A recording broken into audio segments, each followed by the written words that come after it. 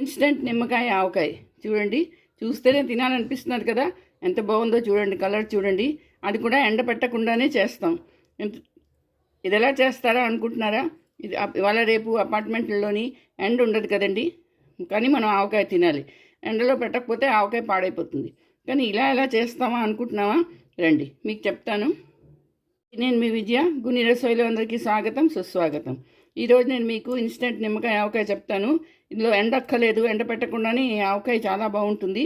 చూడండి, కలర్ చూసారా ఎంత బాగుందో? చూడగానే తినాలనిపిస్తున్నదండి. ఇది రైస్లో కలుపుకొని తిన్నాం అనుకోండి, ఆహా ఏమి రుచి. చూడండి, ఎప్పుడు నిమ్మకాయలు నేను 6 నిమ్మకాయలు తీసుకున్నాను. దీన్ని ముందుగా ఇలా కట్ చేయాలి. చూసారా, ఇటు పక్క నుంచి కట్ చేయాలి, ఇలా పొడుగ్గా కట్ చేయకూడదు. చూడండి, ఇలా అడ్డగా ముందు కట్ చేయాలండి. ఆ తర్వాత మళ్ళీ ఇలా పొడుగ్గా. మీకు చిన్నది కావాలంటే చిన్నవి చేసుకోండి, దీనికి మళ్ళీ ఇంకో 2 ముక్కలు చేసుకోవచ్చు. ఇలా ఉండాలి. లేదా ఇంకా చిన్నవి చేసుకోవాలంటే ఇదో ఇంకో 2 ముక్కలు చేసుకోవచ్చు. 6 కాయలు తీసుకున్నాను. అందులోని 3 కాయలు శుభ్రంగా పిండిసాను. చూడండి, రసం పిండిసి మళ్ళీ అందులోనే వేసేసానండి. ఇదిగో, ఇప్పుడు దీంట్లోని ఉప్పు 4 నుంచి 5 చెంచాలు ఉప్పు, ఇది 6 కాయలు కాబట్టి. అలాగే కారం మాత్రం 6-7 చెంచాలు పడుతుందండి, పులుపు కదా అందుకని. కొంచెం పసుపు, ఆ తర్వాత ఇంగువ 1 చెంచా ఇంగువ వేసేసుకోవచ్చు. వేసుకొని ఇది బాగా కలుపుకోవాలి.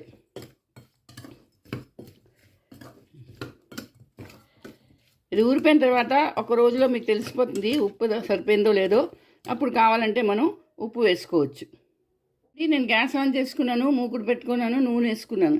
1 కప్పు నూనె అండి. ఈ నూనె మీరు ఏదైనా వేసుకోండి, పల్లి నూనె కానీ, తిల్లి నూనె కానీ, ఆవు నూనె కానీ, ఏదైనా మీ ఇష్టం. మీరు ఏ నూనె ఆవకాయలో వాడతారో అది వేసుకోండి. ఇది బాగా మరగాలి నూనె. సరే, బాగా మరిగిపోయింది. నేను దీన్ని స్టీల్ బౌల్లోకి ట్రాన్స్ఫర్ చేశానండి. ఎందుకంటే గాజు బౌల్లో చేశారనుకోండి, మరుగు నూనె వేసుగానే ఒకవేళ విరిగిపోయే ఛాన్సెస్ ఉన్నాయి. మరుగుతున్న నూనె చూడండి, బాగా నూనె మరిగిన నూనె ఇందులో వేసుకోవాలి.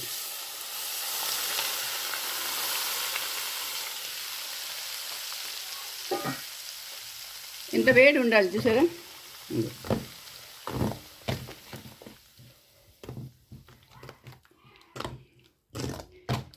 ఇలా వేస్తే కొంతసేపట్లోని ఇదేమవుతుందంటే గట్టి పడుతుంది.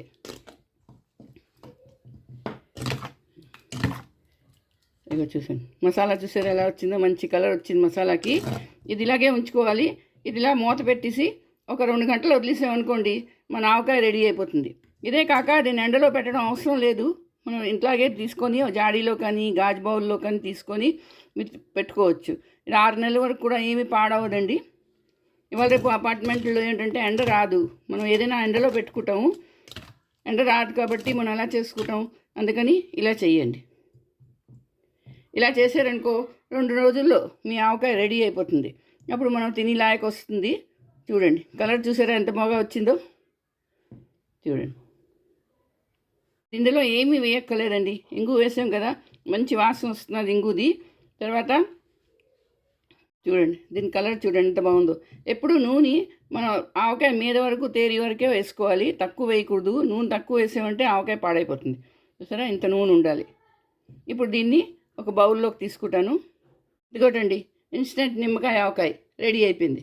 చూసారా ఎంత బాగుందో? చూడడానికి బాగుంది, కలర్ ఎంత బాగుందో చూడండి. కారం గుండా మరి ఏదైనా వేసుకోండి. నేను 3 మ్యాంగోస్ కారం గుండా వేస్తాను. ఇగో చూడండి, నేను ఇంకో మాట చెప్తాను చూడండి. ఇది గిన్నె కదా, ఈ గిన్నెలో నేను కలిపాను కాబట్టి ఈ గిన్నెలో మీరు కొంచెం రైస్ వేసుకోండి, అన్నం వేసుకొని కలుపుకోండి. అది తిన్నాం అనుకోండి, ఆహా ఏమి రుచి. ప్రతి వాళ్ళు అదే చేస్తారండి. ఆ గిన్నెలో నేను కొంచెం అన్నం వేసాను చూడండి, కలిపాను. ఇగో ఇది ఉంటుంది కదా టేస్టు, ఆహా ఏమి రుచి. ఒకటండి, ఇన్స్టెంట్ నిమ్మకాయ ఆవకాయ రెడీ అయిపోయింది. దీన్ని ఎండలో పెట్టక్కర్లేదు, ఎండలో పెట్టకుండానే మీ ఆవకాయ రెడీ అయిపోతుంది. ఇది చాలా బాగుంటుంది, 6 నెలల వరకు నిల్వ ఉంటుందండి. మరి మీరు చేసుకోండి, అందరికీ చేసి పెట్టండి. అలాగే నా వీడియో నచ్చిందా? తప్పకుండా లైక్ చేయండి, షేర్ చేయండి, అలాగే కమెంట్ చేసి చెప్పండి. మళ్ళీ ఇంకో వీడియోతో కలుస్తాను. అంతవరకు సెలవు.